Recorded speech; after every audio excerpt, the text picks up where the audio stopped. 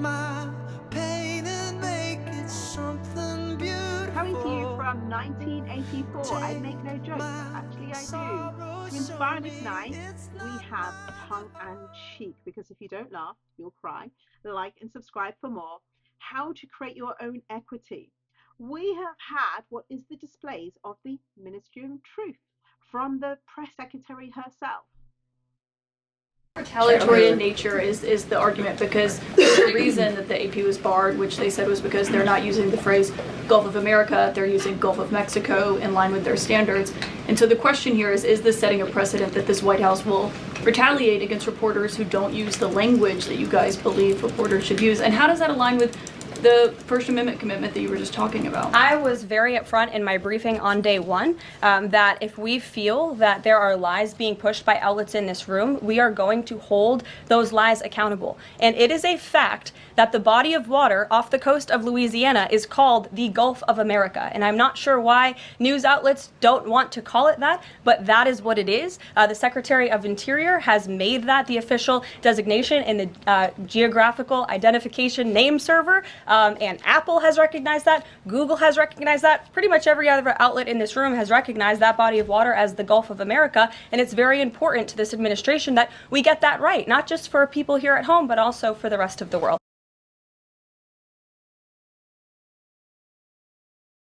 Yes, you heard that.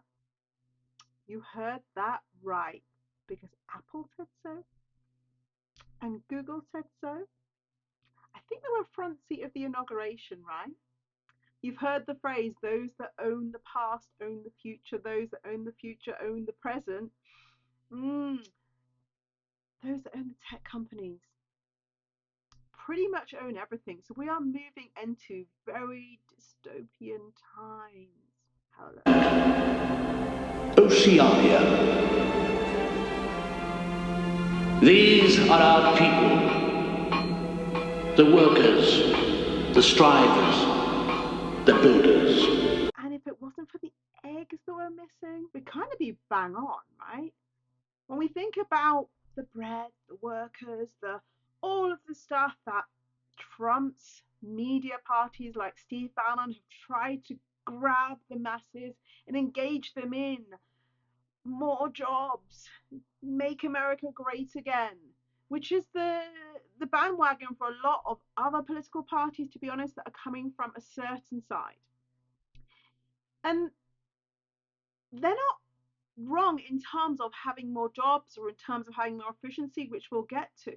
But actually, what's happening is they're not delivering that. If you just look at the number of people that they have let go from the federal government over such a short space of time, and how that has now flooded on top of more layoffs. And these are departments where they are coming from, for example, environment and energy. How do we have an energy infrastructure that can deal with hybrid cars, for example, and one that can deal with the capacity of which AI is using energy in the future? These are critical pieces, which then those people are let go, all of their knowledge, all of their assets, let alone those people who are dealing with bills that have been passed in terms of violence against women, you name it. So when it kind of takes a toll and we roll it back to eggs, no joke, we were in a time where we have had an egg heist. And why is that? The price of eggs has gone above $4 for a dozen. And so this type of political maneuvers in grabbing the everyday person, but you look at the people in those videos, they don't actually mean the everyday person. They don't actually mean all families. If you look into Project 2025, you have to be of a certain shade, a certain color. You have to be of a certain sexuality when you look at the awful rhetoric that they're using for LGBTQIA. So they're not meaning everyone, but they are able to hook on to those going through hardship. And as we have done throughout history, divide those people, because, hey, you're worse off. Therefore, that person that doesn't look like you, that person that doesn't, in their mind, they can portray as being the outsider, they shouldn't have, so therefore you should have. And then we get to their stance when they say it's the geography or geographical society has agreed. I'm sure National Geographic hasn't done. I mean, you just look at this video from the Gulf of Mexico. Deep beneath the tropical waters of the Gulf of Mexico. Yes, you heard it here. National Geographic is saying deep beyond the Gulf of Mexico. And what's driving that? Because I'm sure there's a little bit of oil there. Is there some precedent to what's coming? They've done the same thing with Greenland, by the way. But I tried to go back through the history books to see, was there any precedence for this? Has there been this change before? And I kid you not, there has. If we go to the East Sea or the Sea of Japan, the key difference, or the only difference, is there had to be a lot of lobbying. There was some press around it. They actually changed textbooks. So we're not talking Apple and Google. They actually changed textbooks. But from that, they actually had to go through a passing for this change. See this one as a Sea of Japan and EC in the parentheses. So obviously, some of the publishers are updating the textbooks, but not quite yet. After passage in the state Senate, Kim was among the Korean-American supporters who witnessed the House of Delegates approving the change by a wide margin, a vote of 81-15. This despite public opposition from no less than Japan's foreign minister. Now the two-line bill goes to Governor McAuliffe for signing. During his campaign for governor, he pledged to support the change. Japan's ambassador to the United States wrote a letter to Governor McAuliffe saying the vote could hurt business ties between Japan and Virginia. But given the size of the majority vote in favor, the governor is expected to sign it into law within the next few weeks. So what we have here is we have due process. We have a process that is being followed. No one is above the law. And we have people seeing things from different sides. That's not unlike, while I see a 6, someone else sees a 9. We all know the analogy. And there was a case presented from the Korean people within the United States that actually here it should be called this. And so it's in parenthesis and represented with both names. Would be great if they followed this process, but never knew of a case being taken up for the Gulf of America, apart from when Trump has now come in. And like I said, oil might be at the bottom of that. But we can go back even further, actually, in terms of the precedents and when these changes last happened. But we can go even further back, if you like, and look at colonial times and look at the root causes of some of these changes of these maps, which link to power. Power structures, where supremacy or patriarchy is essentially what's driving all of this. And in the times of enslavement and where the world needed to have this power, these constructs were created. And the Perthes map was the one that had the correct scale of the Earth, which pointed at the southern hemisphere. So we think about South America, we think about Africa, we think about that southern part of the world being bigger than we now see it today, which has fundamentally created even just that conception and construct bias that is taught all throughout the schools, and which is false. But we have a map that scales down, that makes the global north bigger than what it is. And this, even a subtle change, actually places what we see in the world today, how we treat the global north versus the global south. What we see from the precedents and data that we use coming from my AI roots in terms of the bias and how that will impact as we go forward in a very AI world. But it's a real concern when we look at the bias and we look at solutions for people who are the global majority as it impacts things like healthcare, for example. Then we get to how this presents itself on a global stage and whose voices there on a global stage and how that's being manipulated. If you just look at VP Vance from Munich, you see the manipulation. Listen to this. Where EU commissars warn citizens that they intend to shut down social media during times of civil unrest, the moment they spot what they've judged to be, quote, hateful content. Or to this very country, where police have carried out raids against citizens suspected of posting anti-feminist comments online as part of, quote, combating misogyny on the internet, a day of action. I look to Sweden, where 2 weeks ago the government convicted a Christian activist for participating in Koran burnings that resulted in his friend's murder. I'm going to come on in a minute to make the point around how he twists things and how he will pick up people from the center, which is indeed what parties are doing. They're picking up people from the center and they're moving along with sometimes arguments where you go, okay, but it will be a whole other video to go through and fact check. What I want to go to is the throwing stones piece. And whilst we look at throwing stones, we really also need to look at both sides.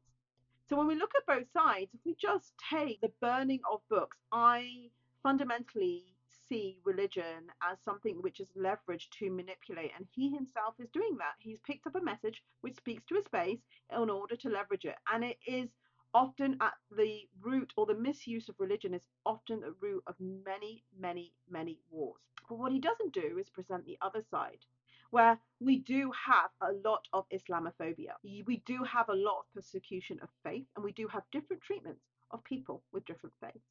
You only need to look at Gaza, where that also be color in terms of the treatment of black and brown people, but also you have a different faith. And so we have a whole number of conflicts under this umbrella. And then if you look at the harm that he's doing when you're talking about what the one person has had to face, but you also look in Sweden and the recent deaths of 10 people in a school because of the violence against people just because they come from a different religion, just because they come from a different faith. That indeed is what he is stirring up.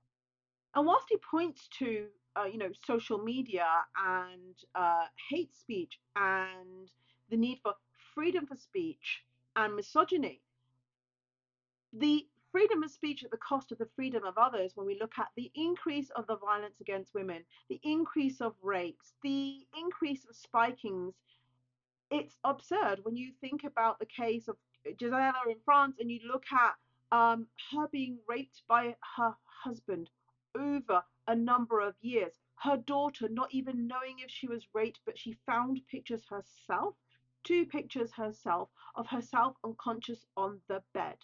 And in the finding of that, and you can tell I'm getting quite passionate, in the finding of that, that person was caught because they were upskirting being taking a photo of someone at a supermarket, which might seem really small. So, but it's not really small. What VP Vance, who is in a position of power, is doing is undermining and belittling these small things like the objectification of women, which Meta has said, within their community notes is okay. And the non-policing of hate speech has been the increase in the harm in a number of marginalized people in society. And that's what it's breeding. And we can't forget that once you have that free speech, this is also being manipulated. So they very well know that. Steve Bannon has done a whole piece on how he grew his own media outlet and how he got Trump into power the first time. They know how to work the algorithms and to manipulate people. So this is not free speech, people. This is manipulation. And so I said I was going to come on to the point around coming up with and making points where people go, and targeting them onto, well, actually someone should just be able to pray, or we should just be able to have effective governments. Look at masks. No one's going to argue actually that our governments need to be more efficient and more effective in many countries, not just the USA. But do they really mean by going in there that you're going to pay someone $8 million a day? And that person is a billionaire. They sit within the top 1%. There's been no due process of RFP for who comes in to do that. Completely going to a private sector person. Sure, that wouldn't be allowed. And in doing that, they have 21-year-olds coming in and getting people to defend for their jobs. And some of those jobs are needed. And in a very short time, no due process, unlawful firing of people. Now, I really do hope that there are civil actions taken, because that will end up costing you if you haven't followed your due process, because there is still a rule of law. So there is this manipulation of the 1% of the social media, because they know how to get to you. They know how to take a message which isn't so far off, but to take that and to take you more into the right with misinformation, which is no longer going to be policed, and a lack of critical thinking. But who does it really harm when we talk about then the 1%, or is it the not the 1%? Meet Tationa Williams. Sleeping rough in a van, 7 of them in total, including the grandma and her children. 2 children, Amelia and Darnell, never woke up. After a very long time of reaching out to the state and also being on a waiting list, these are the human stories. These are the human costs. These are the people that are marginalized and need the help. And these are the programs that are being cut. Meet Sam Nordquist, the transgender man who was tortured for over a month by 5 people. Their very hate that's being stirred up is putting lives in danger and at risk, and people are dying. Meet 11-year-old Jocelyn Royo. She was bullied at school because of her immigration status. She was receiving counselling, but her mum never knew. And unfortunately, it all became too much. I personally know that this is a story that ripples throughout the world. There's a game in Switzerland, Catching the Foreigner, the Schwarze Gefängnis, that kids play. The hate isn't just from the adults anymore. It's trickled down into society and they're getting it from their parents. Meet Californian fire captain Rebecca Marody, loved by her wife and her dog, brutally stabbed and murdered after so much hate speech again was stirred up over DEI hires. The very divisive, the very hate that we're seeing is causing people to be murdered and hate speech to be riled up. No one's going to disagree that making governments efficient and effective are not good things, but this is not about efficiency and effectiveness.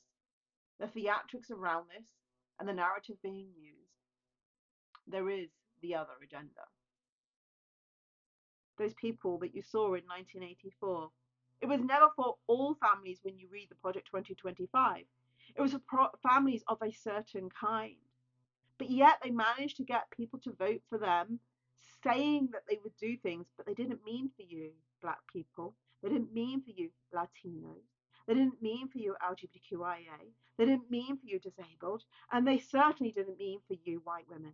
And when we look at hate speech and we look at what's allowed, as I come back to, women can be referred to as objects. I don't know about you, but I'm not an object. And we fought really hard to have the vote in many countries. But we're being taken back. Decisions are being made for us about what's right with our bodies. And already we're living in a system where we are suppressed. In some cases, we have these seemingly laws where we're equal in the law, but underneath that sits a system where we are nowhere equal. And so there's this perception gap between saying, oh, now you've got equality because you're equal in the law, but no one ever fixed the system in the first place. So if we have these gaps and this problem with democracy, is democracy the problem? Do we move to kingdoms? You know, the kingdom of Brunei, some of the happiest people in the world. That could be a possibility. But is every king going to be like him? Is every king going to keep themselves happy, or do they become so far apart, like the 1%, from the real people? Yeah, because you really don't know what you're going to get. And which one you're going to get. And I personally, Game of Thrones here, don't want paedophilia, don't want pornography, don't want sex trafficking as a precedence. So what's the other solution? Is the other solution dictatorship? Not liking what I see there either. But is it really democracy? Or is it democracy or not really? Because Trump's already indicated he is going to go for a 3rd term. He's paving the way for a 3rd term, completely unconstitutional. But bear with me and listen up.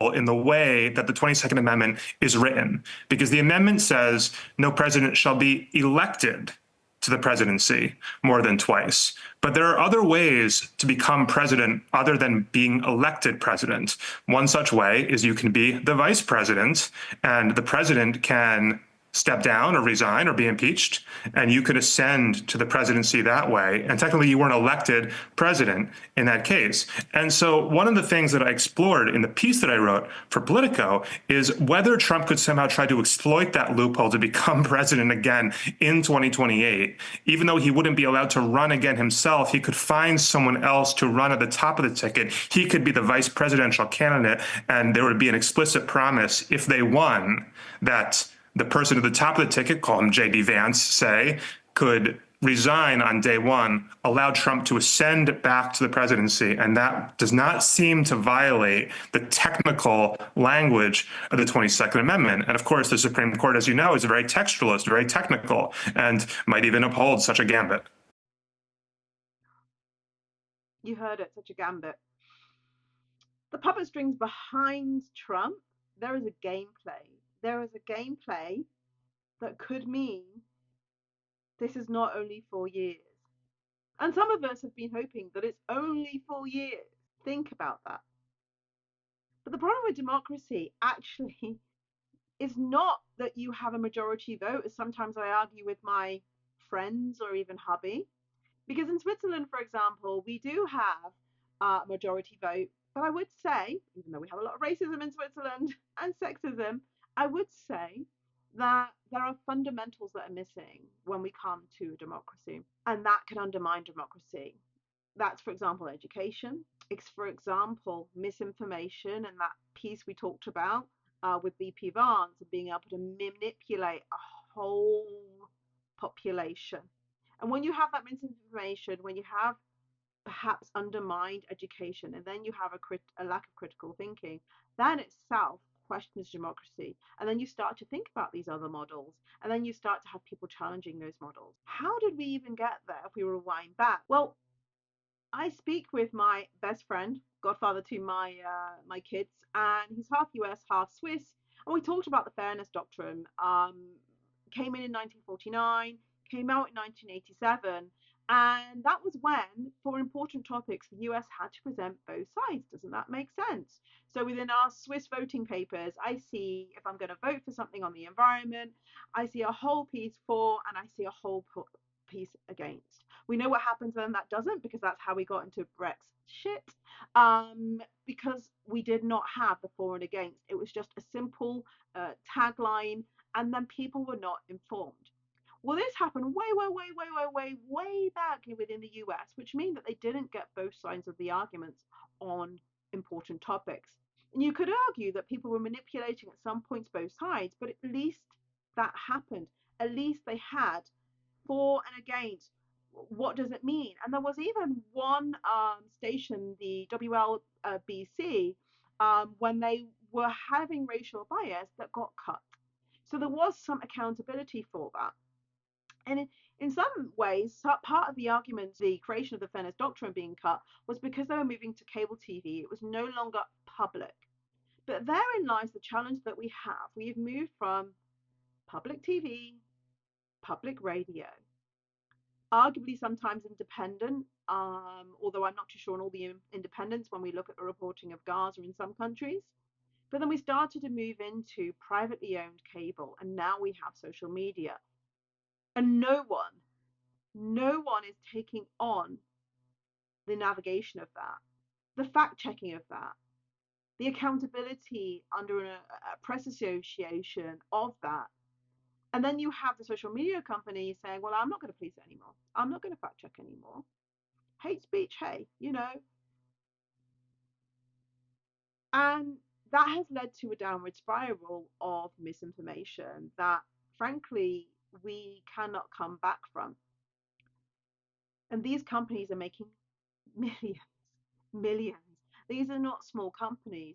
So at what point does the accountability sit with them? I think we need to make our own consumer choices, and I've done a video on that, of how I've reduced my Facebook to 4 minutes in a week.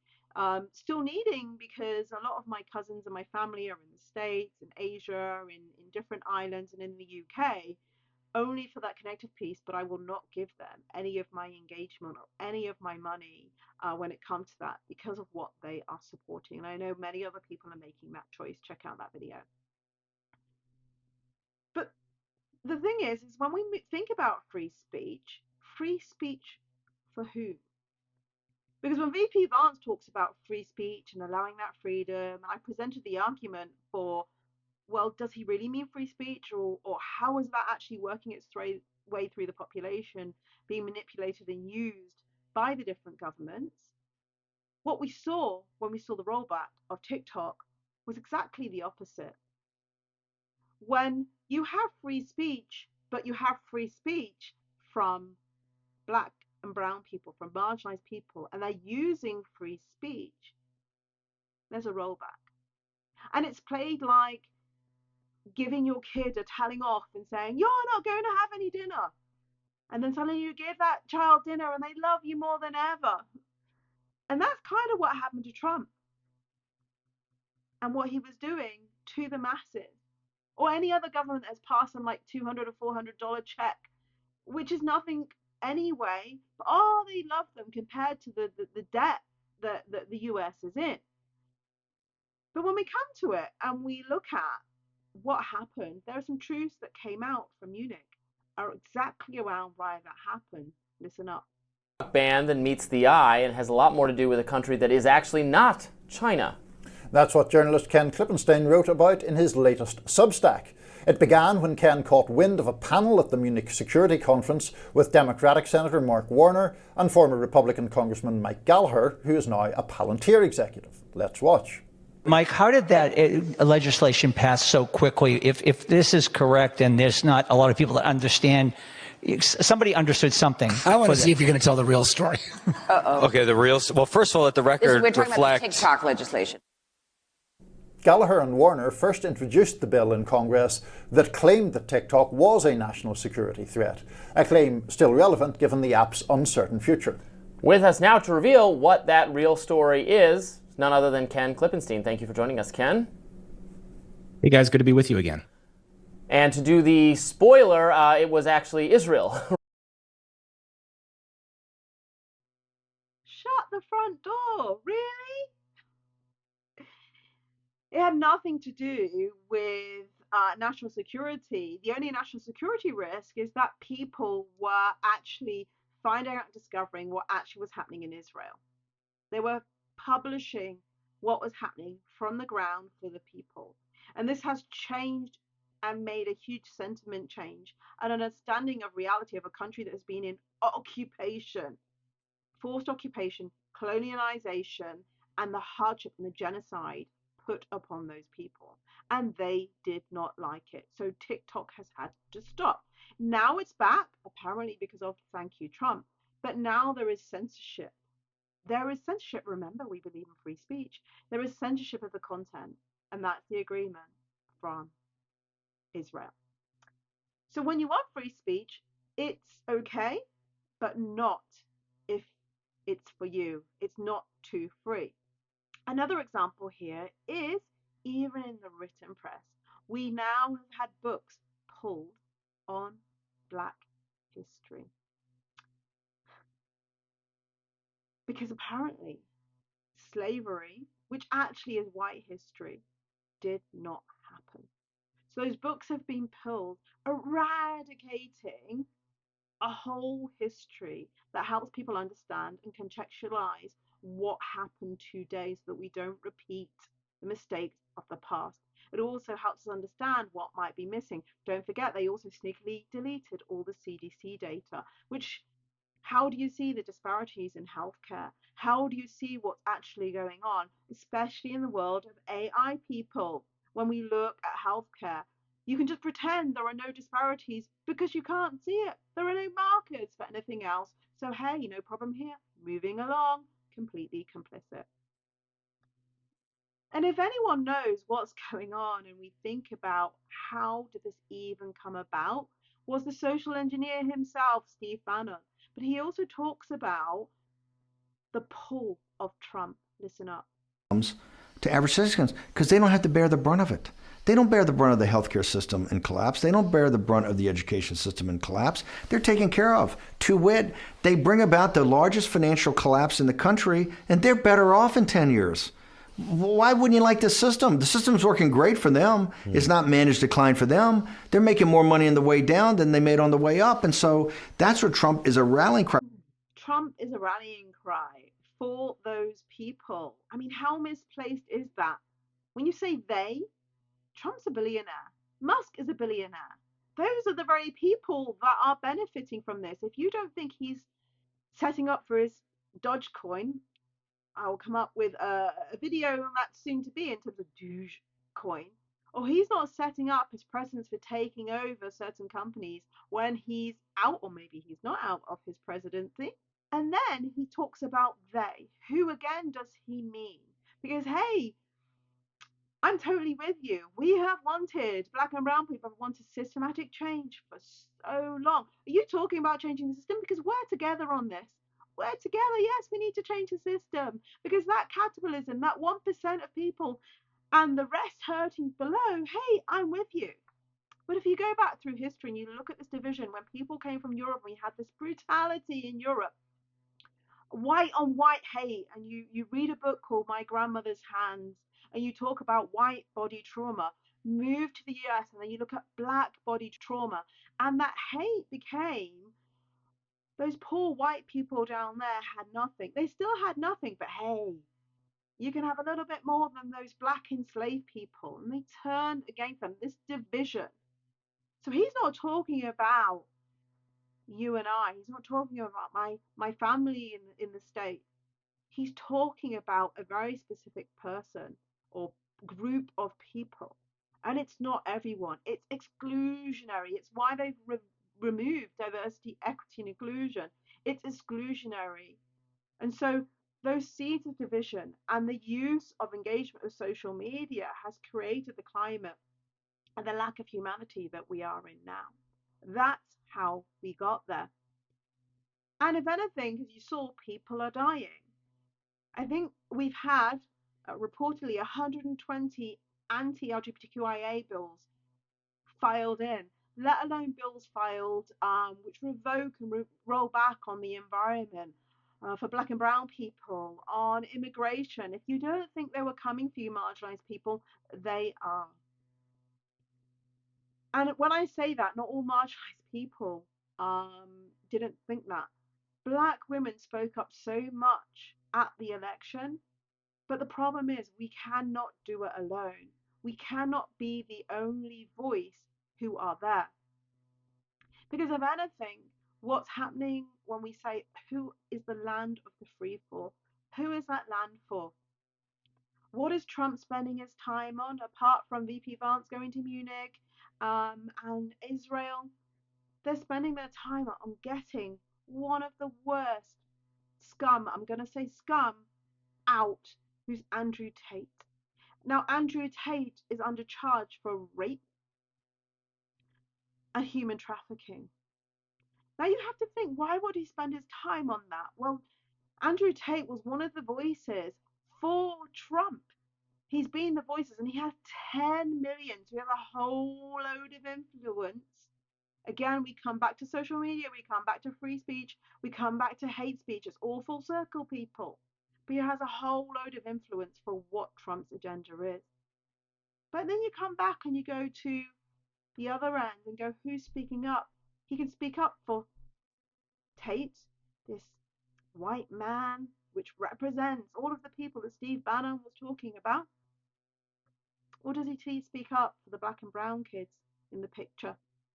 Or does he send 7.4 billion in terms of arms, in terms of genocide, in order to further flatten the ground, to kill black and brown people so he can build his Riviera? And his Riviera, I'm sure he'll make money off because of his property development firms. Think about it when we talk about who is it for. And so when we come to the end of 1984, it's not a pretty sight. I'll leave you to look up the ending. I encourage you to read the book or to watch the film. And we go through that to look at what has actually happened. Have a look at this scene.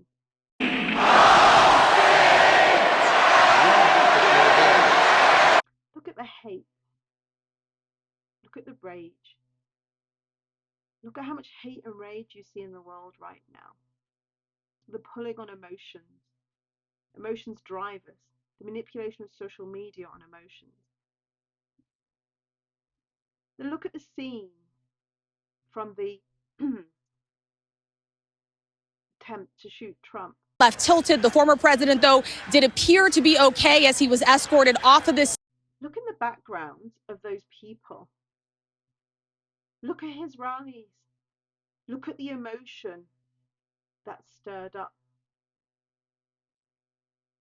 So we were really coming from the Ministry of Truth, and it's 1984.